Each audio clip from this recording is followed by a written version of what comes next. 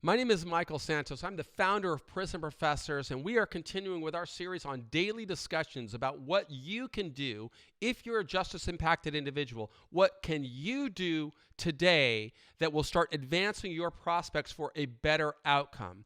I didn't understand how to do that when I was arrested on August the 11th, 1987.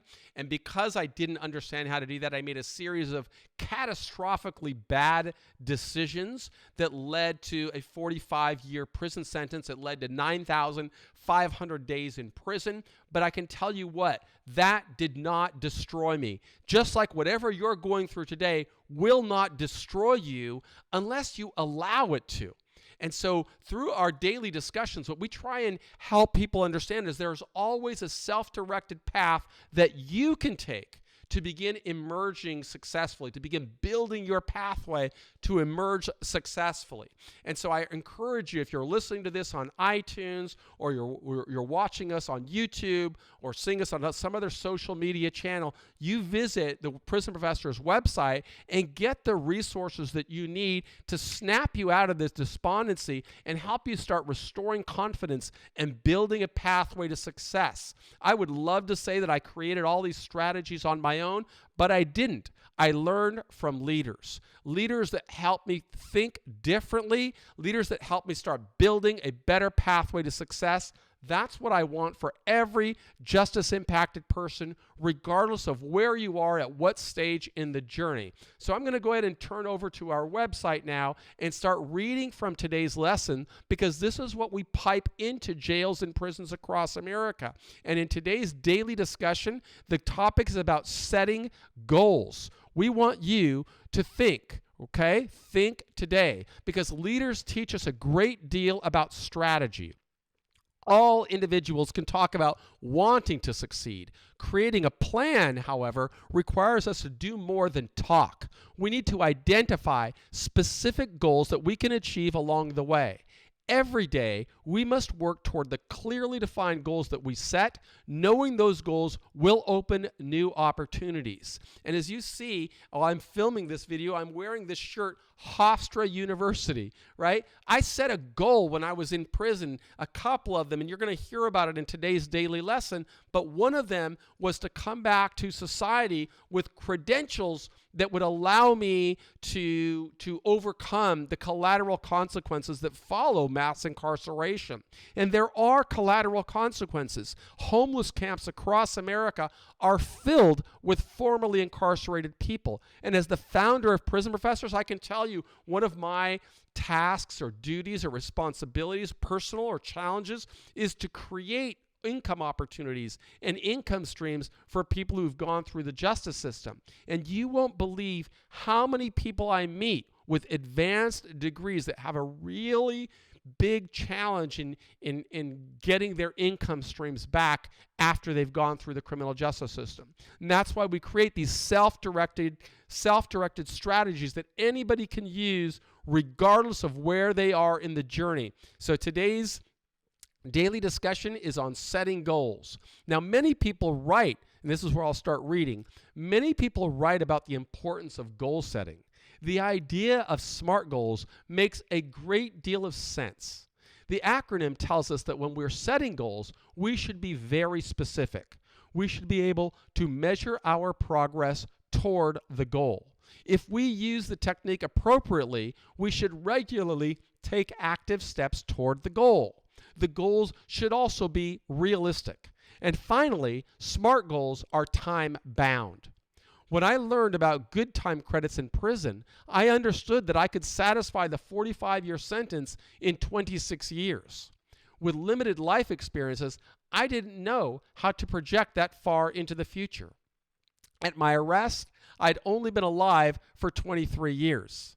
Now, for perspective, consider what it would be like to go into the system today and not get out for 26 years. What year would it be?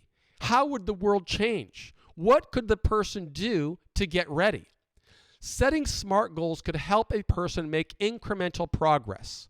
With every step, the person could work toward opening new opportunities. If those opportunities align with how a person defines success, that person would start to restore confidence. To work toward my strategy, I needed to set SMART goals within a tighter time frame. I chose to focus on the first 10 years. And during those first 10 years, my specific goals aligned with the strategy that I documented. Now, can you see how setting SMART goals can help you work toward new opportunities? Within the first 10 years of my imprisonment, I set a goal of earning a university degree. Within the first 10 years of my imprisonment, I intended to contribute to society by becoming a published author. Within the first 10 years of my imprisonment, I intended to contribute to society by bringing 10 people into my support network. That disciplined pathway could carry me through the first decade of my imprisonment.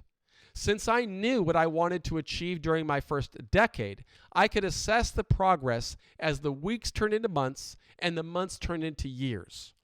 Every day, I could evaluate whether I advanced toward my goals. If the complications of imprisonment got in the way, I could adjust. Now, as you work through the challenges of your life, think about the goals you're setting. Use your critical thinking skills and Socratic questioning abilities to advance prospects for your success.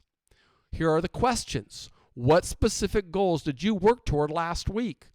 How do those goals relate to the idea that you have defined success? How would you assess your progress toward achieving those goals?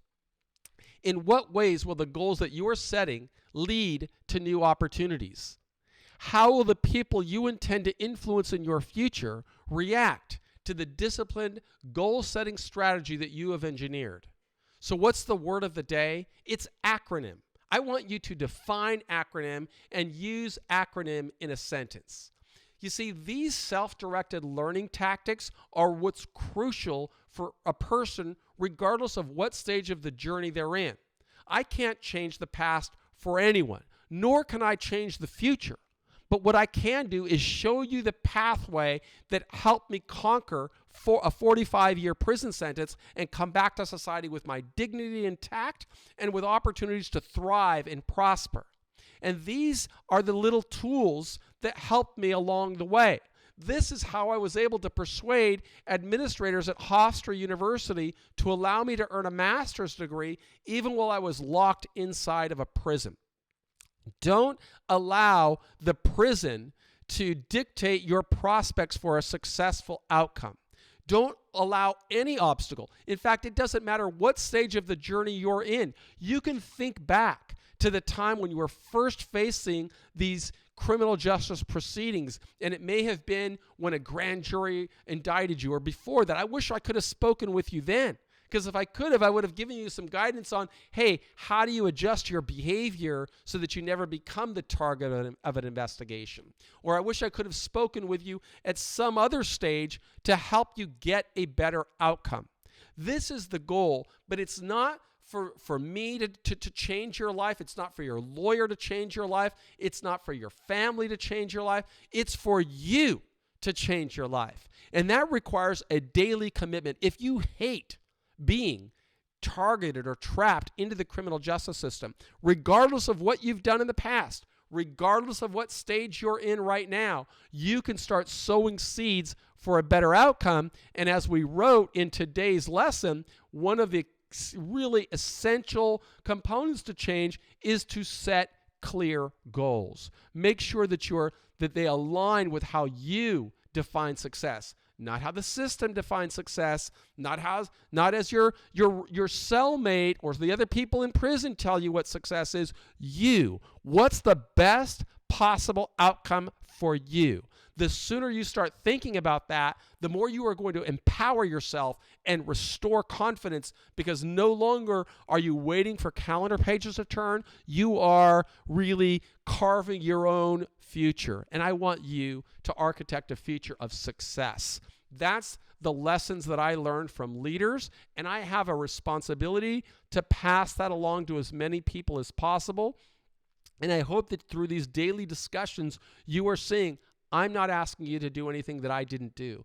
I can tell you every day I set goals. Every day I am working towards success as I define it. It might not be the same as everyone else, But I'm not concerned with everyone else. I'm concerned with looking in the mirror and saying every day, no one is going to work harder than I'm going to work to build the future that I want. Because if I don't, then I am choosing to allow external forces to dictate my life. I don't want that for you, because I am determined to change the outcome and the culture of prisons, but I need your help. I need you to see how important you are to the equation. Because if people are succeeding and preparing for success while they're in prison, as we teach through all the prison professors programming, we can take that data and use it to influence legislators and taxpayers on why we need more mechanisms that will allow people to earn freedom. My name is Michael Santos.